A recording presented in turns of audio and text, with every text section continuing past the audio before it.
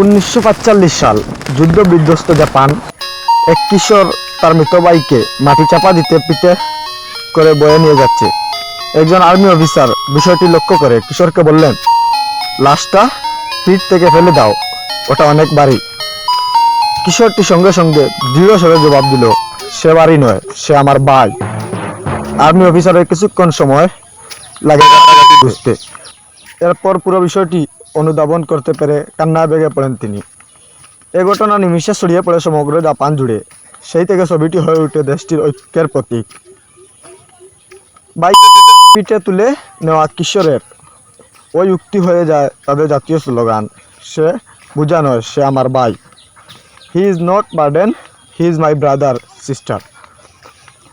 আপনার ভাই বা বোন যদি পড়ে যায় তাকে উঠান, যদি তার সামর্থ্য না থাকে, যদি সে দুর্বল হয় তার পাশে দাঁড়ান, আর যদি সে ভুল করে তাকে ক্ষমা করে দেন।